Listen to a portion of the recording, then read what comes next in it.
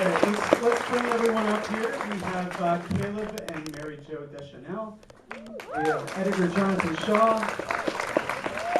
We have Wendy Roby, Robin Lively, Jimmy Robertson.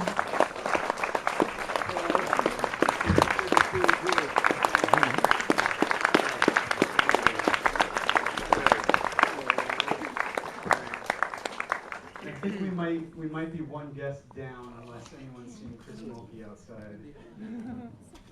Nope. Okay. I'll borrow your mic if it's ever necessary. Oh. Anyway, you have to ask me anything. I doubt.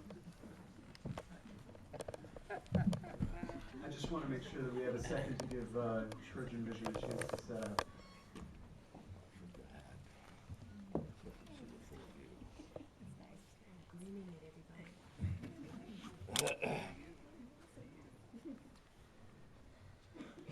So I thought we could start with a few questions about casting. We heard a very interesting story from Grace Zabriskie week one saying that she read for the role of Lucy, which she was dumbfounded by because she thought that there was absolutely no one who could have played that role other than you, Kimmy, and I agree with that.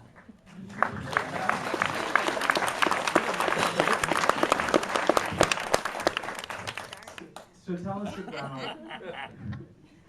about the first time that you sat down to read for that part, what that experience was like, and what decisions you made about your character. The audition? Well, there.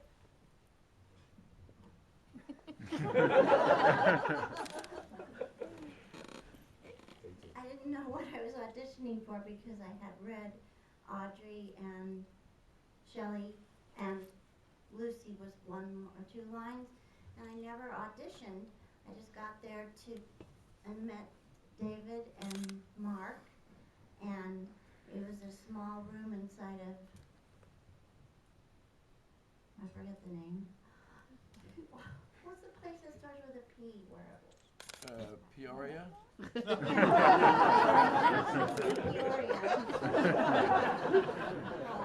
That place. Anyway, they had a little table with one light. No, it wasn't pyramid. Propaganda. It was propaganda. Propaganda house. Yeah. Anyway, and you wouldn't believe the outfit I had on. It was a unitard. Funny, that's what I wore. That came just below my knees, and then sewn on to the top was a piece of lace for a collar, and then sewn on around my waist was another piece of lace for, I don't know what that was. Awful. So I just met them, and we sat down and started talking, and I went immediately on several tangents. But they were smart tangents. And we talked about how, and I've said this about 8 billion times, so I apologize if you've already read it in Us magazine. I started talking about how pissed I was that when people move out into nature, like Hawaii, that they get crazier instead of smarter.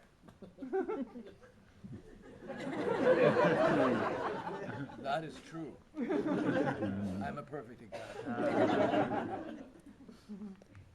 Well, for the other cast members that were on the show from the beginning, for Wendy and Mary Jo, what was the experience you guys had starting off with the casting sessions? Is this on? Well, I mean, it was great because it was just a meeting in that room, just talking to David, who I already knew because he went to the AFI with Caleb, so I knew him, and I mean, it was just a conversation, and then it wasn't an audition like you would normally have. There was no reading for the part. Right? So, I didn't know what part or anything. I just, went and talked to him, and then. Well, I was cast out of Seattle, and essentially all the stage actors in town went in for this pilot called Northwest Passage. So I assumed it was about Lewis and Clark. And I brought a shawl, and I was hoping to be some, pioneer woman, wishing him well or something. I didn't know what it would be because it was sort of secretive. And then I read for Ben Horn's wife, and they put something where I had to be, it was this really small little scene, and I had to be very angry, and that was for Joanna. And then at the callback, it wasn't an audition, it was just to meet with David and Mark.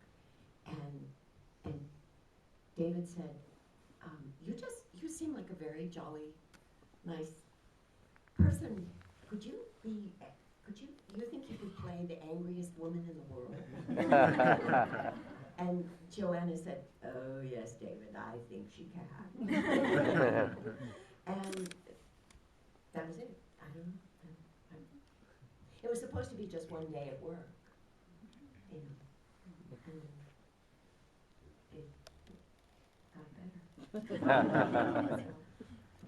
Well, Caleb, tell us a little bit about your time with David at AFI and how that led to working together on the show. We were in the first class at the AFI together, and I didn't really work with him there. I mean, I ended up sort of helping him out on some things when he was doing Eraserhead, but Mary Jo and I would sometimes go and have dinner with him and his wife and his daughter, who was about 4 years old at the time, and David explained that she had these make-believe friends who were monkeys, and it seemed only appropriate, but David was a real artist. I mean, he was a painter and all these other things, and he was always sort of, Mel Brooks once said that David was Jimmy Stewart from Mars. It really is a great description of him because he's so G. Willikers, and what happened was that he ended up casting Mary Jo, and then I came to see the pilot, and I really liked it, and afterwards David just came up to me and said, hey, Caleb, would you like to direct some episodes? And I said, yeah, sure, that'd be great, And what was great about the atmosphere on the show was that if you had any ideas, you could just, come to him, and he would either say, golly, gee, that sounds great, and you would get to do it. I mean, in the episode, I think one of the ones that we saw here where you realize that Ray Wise is the killer, and he's got the golf bags and everything, but there's a scene where Ben and Jerry are in jail and talking, and they talk about Louise Dombrowski dancing, on the rug, and when they were little boys, and I thought, it'd be great to have a flashback there, and I went to David and said, yeah, cool, and so we did it, and we, because, obviously you have a budget and everything, we had to do it, really quickly and find people, and actually the Louise Dombrowski, the girl dancing, just as a little bit of trivia, happens to be David Fincher's sister, who was working in the office at the time. And we found these two little boys, who looked very much like Ben and Jerry as adults, and so there were things like that, and so it was a really wonderful atmosphere. It kind of tightened up a little bit towards the end. I mean, it got a little bit more like television. I don't think that David and Mark had any idea how difficult it is to do a TV show every week, And I think David, by the time it was done, which is probably why the show only lasted as long as it did, but certainly had an impact.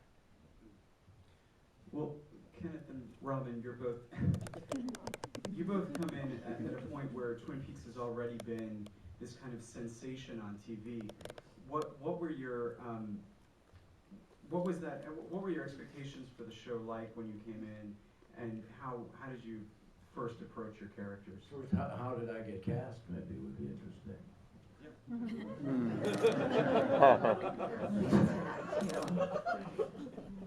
Actually, I'd never seen the show, and frankly never heard of it. But I had an ex-wife who was a grad student at the University of Minnesota when I was at the Guthrie Theater there. And and she was in the same class as Bob Engels. And so at the point, I guess after the first season, Donna called me up. She said, "Kenny, you're in LA. I was shooting this movie called Love, Lies, and Murder, and she said, why don't you call Bob? There's this really amazing new series called Twin Peaks, and he's writing and producing it, partly, And so why don't you just give him a call and find out about it?" So I did. I said, "Hello, Bob, it's Ken. I'm in LA. I just thought I'd say hello." And he said, "Ken, funny you should call. I'm doing this series called Twin Peaks, and there's this part that's perfect for you. Why don't you come in and meet a few people, and we'll see what happens." So I went into the studio. David wasn't there. I met Mark briefly, and I was suddenly ushered into Julie, the costumier's room, and told, "Okay, Wyndham Earle is the kind of guy who's going to be playing a lot of different disguises." And so I said, "I got the part? You mean that was it?" So I never met David until I think about the second episode I did. I think the one that Diane Keaton directed. I was walking down the hallway, and I think Bob was there, and he said, "Oh, by the way, David, this is Ken Welsh. He's playing Wyndham Earle." And he gives me a look and goes, "Good deal." Just kept going, So that's how I got into it, and I forget what your actual question was. How did you get cast? No. Then the expectations I had for the part, I don't know, but because Bob said, "Ken, it's going to be kind of fun for you because Wyndham will, change into different kinds of, morph into different kinds of characters in different episodes. And I will give you the choice sometimes of doing that, of what you want to be or how you want to present yourself." So, like, when I was in the, I remember I was in the, what do they call it, the restaurant, Double R Diner? the diner, yeah. I was in the diner, and it's the only scene I had in this one episode. And, yeah, and I said, well, I'd like to be like a large biker, so I had this beard and all this padding. And that's what I was, and it was like there for 2 seconds and I was gone, But that's why I enjoyed it so much, because I had that kind of input. And so one of the things that we did do you mind if I go on for a bit, or should somebody else? We have plenty of time. Oh, well, yeah, but there was another episode in which Wyndham was to play the flute to Leo. We had him captive in the cabin, and he was going to play the flute. And Bob said, and then you'll beat him, I said, okay. But I said, I happen to sort of play the shakuhachi flute, which is this Japanese flute, which is made from bamboo and was used in ancient times when the samurais were not allowed to use their swords. So they would use these very sharp-edged, long pieces of bamboo with sharp, things on the end to fight each other. So the props department made me a rubber one so that I could really beat the daylights out of it. So that was one thing I enjoyed.